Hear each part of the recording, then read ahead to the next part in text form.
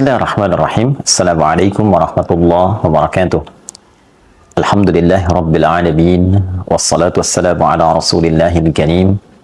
Nabiyyina wa sayyidina Muhammadin wa ala alihi wa sahbihi ajma'in wa ba'd. Saudara-saudariku, sebangsa, setanah air dimanapun berada, Alhamdulillah wa syukrulillah ala kulli ni'amillah. Semua yang kita jalani dalam kehidupan hingga mengantarkan kita pada pergantian siang, malam, berganti hari, berganti pekan, bulan, dan tahun.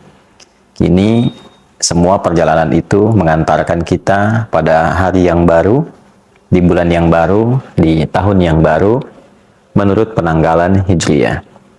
Kita dengan izin Allah saat ini telah memasuki penanggalan di awal bulan Al-Muharram 1446 Hijrah. Setiap yang sampai pada titik ini tentu telah mengalami beragam peristiwa dalam kehidupan, telah melintasi berbagai macam era bagi sementara orang, dan pertanyaan terbesarnya dari sekian waktu yang telah Allah berikan kepada kita untuk berkehidupan sampai detik ini, berapakah yang memiliki nilai kebaikan di sisi Allah Subhanahu wa Ta'ala? Sementara kita meyakini bahwa kita pasti akan berpulang. Kita akan meninggalkan dunia ini. Semua kita berkeyakinan dunia ini tempat sementara, bukan abadi kita berada di sini. Kita akan kembali kepada Sang Pencipta, Allah Subhanahu wa Ta'ala. Logika sederhana kita bertanya, bila di dunia ini saja kita berjuang untuk mendapatkan bekal supaya nyaman berkehidupan, Anda, saya, kita bersekolah, belajar untuk mendapatkan peningkatan pengetahuan, mendapatkan ijazah yang digunakan untuk mencari pekerjaan, guna mendapatkan bekal untuk berkehidupan. Ingin hidup nyaman, tenang, tentram, sejahtera. Bila di dunia yang kita akan tinggalkan saja sedemikian kuat perjuangan kita, sampai sebagian orang bahkan tega melakukan tindakan-tindakan yang tidak pantas, kontraproduktif, tindakan yang destruktif, merusak, mentolimi orang, mencelakakan, hanya untuk merasakan kenikmatan sesaat, yang bahkan dari beberapa pandangan kenikmatan yang mungkin didapatkan sifatnya semu, tidak melahirkan kebahagiaan yang sejati. Dapat harta banyak, hasil korupsi, walaupun terasa banyak, tapi tidak menyenangkan, tidak membahagiakan, gelisah, gak enak. Hasil nyogok, hasil judi, tentu akan berpengaruh pada keadaan dalam jiwa.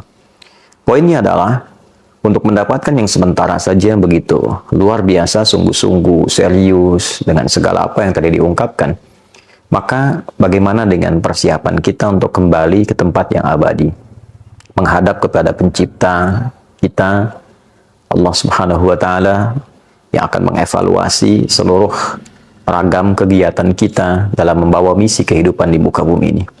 Tentu penting mendapatkan waktu untuk berkontemplasi, untuk merenung, untuk mengevaluasi perjalanan hidup kita. Dalam bahasa keagamaan sering disebut dengan muhasabah, untuk melakukan satu titik kembali mengevaluasi seluruh kegiatan hidup kita, guna mendapatkan satu pencerahan yang membuka jalan hidup baru untuk menata kegiatan-kegiatan yang lebih bermanfaat.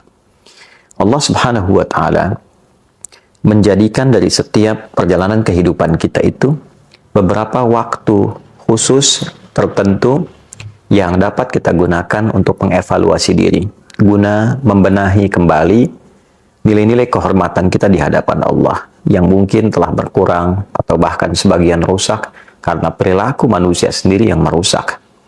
Pandangan yang seharusnya melihat yang baik, rusak cara pandangnya karena seringkali digunakan menatap yang tidak baik.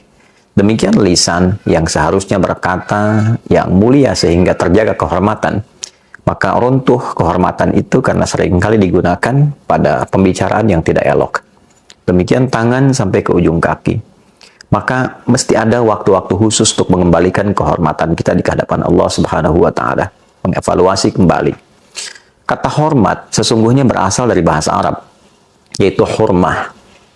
Satu keadaan atau bahkan menjadi hukum yang menjaga kita agar selalu tampil terhormat disebut dengan haram. Haram sebagai hukum dihadirkan dalam agama sesungguhnya bukan sekedar untuk mencegah, tapi lebih kepada menjaga kehormatan kita dengan mencegah berbagai tindakan yang bisa meruntuhkan kemuliaan itu.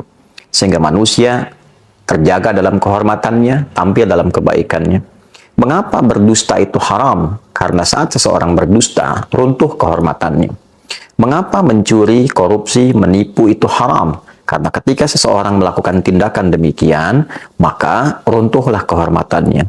Bukan hanya di hadapan Allah Subhanahu wa Ta'ala, tapi juga di hadapan makhluk, di hadapan manusia, orang-orang sekelilingnya. Allah memiliki sifat Rahman dan Rahim, sangat sayang, begitu mendalam pada hambanya, sangat mengasihi, begitu luas kepada makhluknya. Itulah yang menjadikan Allah selalu ingin menjaga kita dalam kebaikan. Bila tangan ini pernah salah melakukan tindakan, maka harus dijaga dan dikembalikan kepada fungsinya yang baik, sehingga kehormatan tangan itu terjaga dengan baik sampai pulang menghadap Allah. Diri kita diciptakan baik, Allah inginkan pulangnya pun baik dan terhormat. Itu poinnya. Maka segala yang diharamkan itu disebut dengan muharram. Dusta itu muharram, mencuri itu muharram, berjudi mau offline mau online itu muharram, hukumnya haram. Bila kita ingin meninggalkan seluruh perbuatan-perbuatan itu, mencoba mengevaluasi, menepikan yang dilarang, menjaga kehormatan, mengembalikan pada kemuliaan, berpindah pada tempat dan keadaan yang lebih baik, maka di antara rumusnya kita bisa tambahkan al pada kata itu. Al-Muharram memberikan kesan kepada kita bukan hanya menjadi bulan pertama, nama bagi bulan pertama dalam penanggalan Hijriyah, tapi juga memberikan sebuah kesan korektif, sebuah pesan evaluasi bahwa mengawali waktu, mengawali bulan, mengawali tahun yang baru itu hendaknya dimulai dengan perenungan mendalam untuk meninggalkan segala sesuatu yang tidak baik yang biasa dilakukan oleh bagian tubuh kita. Ketika kita bisa meninggalkan segala yang terlarang itu dan merubah menjadi lebih baik, mata melihat yang terlarang kita alihkan pada yang baik.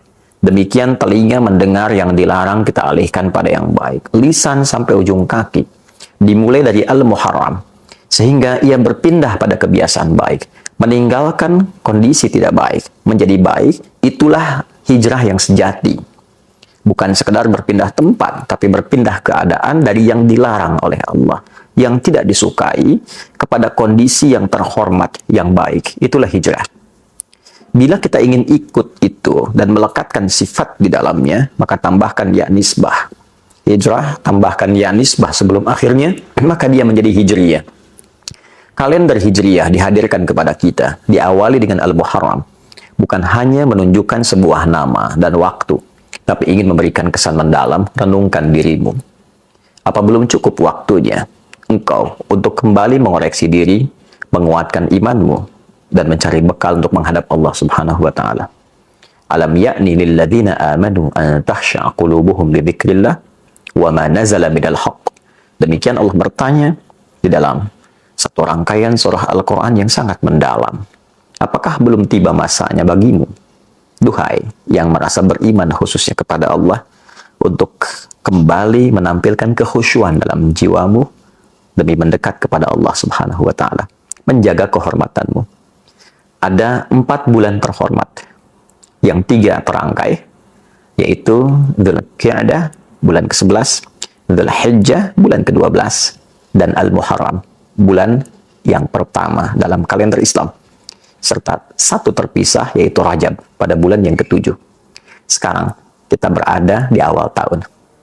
Kita berada di 1 dari 4 bulan mulia itu, dan disitulah berlaku hukum Quran surah ke-9 ayat ke-36. Inna iddatash syuhuri 'indallahi 12 syahran fi kitabillah yauma khalaqas samawati wal arda minha arba'atun hurum. Dzalika ad-dinul qayyim fala tadhlimu fihinna anfusakum. Al-ayat. Sungguh Allah menegaskan jumlah bilangan bulan dalam setahun itu di sisi Allah yang telah ditetapkan sejak mula penciptaan langit dan bumi berjumlah 12 bulan. Setahun ada 12. Dari 12 itu ada 4 bulan utama yang desainnya untuk menjaga kehormatan. Desain muhasabah, evaluasi, koreksi diri. Maka jika Anda telah hadir dari 4 bulan itu, maka kata Allah, فَلَا تَظْلِمُوا فِيهِنَّ أَنفُسَكُمْ. Maka berusahalah untuk mengoreksi diri. Jangan berbuat maksiat. Tinggalkan yang dilarang. Jangan berbuat zalim pada diri sendiri. Berkata kotor itu zalim pada lisan. Berkata yang tidak baik, zalim pada lisan. Memandang yang tidak bagus, zalim pada mata. Mendengar yang tidak mulia, zalim pada telinga. Fala tazlimu fihinna anfusakum. Jangan sekali-kali engkau mencoba menzalimi dirimu di waktu-waktu itu. Nah, itulah ketentuan agama yang benar. Ya, Allah menyampaikan dzalika dinul qayyim. Sebelumnya, ketentuan agama yang benar itu diantara pembuktiannya adalah penjagaan terhadap perilaku kita untuk tampil lebih mulia. Ini yang tampak di hadapan Al-Quran. Definisi kemuliaan di hadapan Allah adalah ketika akhlak kita dapat terjaga yang dihasilkan dari pendidikan ibadah kita kepada Allah Subhanahu wa taala. Itu yang menjadikan suksesnya salat seseorang itu ketika tampak baik akhlaknya. Tanha 'anil fahsya wal munkar. Salat sekian banyak rakaat, sekian panjang dibacakan, tapi tidak merubah perilaku menjadi lebih baik, maka itu hanya sekedar memenuhi rukun syarat untuk naik turun, tapi tidak menjaga kualitas dan kekhusyuan di dalamnya. Untuk itu, saudaraku, sekali lagi, saya Andi Hidayat ingin memohon maaf demi memberikan contoh pertama pada diri pribadi sebelum mengajak siapapun. Saya memohon maaf kepada saudara-saudariku dimanapun berada, bila selama ini Anda pasti mendapati hal yang kurang wajar untuk kami tampilkan. Boleh jadi didapati kata-kata yang tidak elok untuk disampaikan. Saya memohon maaf dengan segala kerendahan hati bagi berbagai pihak yang mungkin merasa kurang berkenan atau bahkan tersinggung dengan rangkaian kata-kata yang pernah saya ungkapkan selama berkehidupan sampai detik ini. Boleh jadi ada cara pandang yang kurang baik yang pernah kami tampilkan, yang dengan itu mungkin berpotensi menyakiti ataupun juga melahirkan pandangan-pandangan yang tidak elok. Saya dengan segala kerendahan hati memohon pintu kemaafan dan juga memohon doa semoga Allah Subhanahu wa taala senantiasa memberikan bimbingan, ampunan dari berbagai macam dosa yang dikerjakan dalam kehidupan. Dan sekali lagi saya mengajak setelah itu kepada kita semua, mari kita isi tahun baru ini untuk meningkatkan ketakwaan kita kepada Allah Subhanahu wa taala, saling mendoakan, pemimpin dengan rakyat saling mendoakan, pimpinan di kantor dengan karyawan saling mendoakan, dengan tetangga kita saling mendoakan supaya negeri ini tentram, damai, baik. Setelah itu saling mensupport dalam kebaikan. Mari kita bangun bangsa, bangun negeri dengan segala kemampuan yang Allah titipkan kepada kita dan niatkan ibadah supaya mendapatkan poin di sisi Allah Subhanahu wa taala. Dan semoga tahun ini berkah untuk kita semua, berkah untuk keluarga, berkah untuk umat Islam khususnya, berkah untuk negeri kita tercinta Indonesia. Dan jangan lupakan dalam sujud kita untuk bermohon semoga Allah berkenan memberikan kebebasan bagi umat Islam untuk beribadah di Masjid Al-Aqsa, memberikan kemerdekaan untuk Palestina, dan menghadirkan ketentraman, kedamaian di muka bumi ini untuk kita semua. Semoga Allah mengabulkan. Allahumma rabbana taqabbal minna innaka antas sami'un alim wa tub alaina innaka antat tawwabur rahim. Rabbana zalamna anfusana wa illam taghfir lana wa tarhamna lanakunanna minal khasirin. Allahumma rabbana atina fid dunya hasanah fil akhirati hasanah wa qina adzaban nar. Wa sallallahu ala sayyidina Muhammad wa ala alihi wa sahbihi ajma'in. Wa akhiru da'wana subhanakallahumma rabbana wa bihamdika asyhadu an la ilaha illa anta nastaghfiruka wa natubu ilaik. Walhamdulillahi rabbil alamin. Assalamualaikum warahmatullahi wabarakatuh.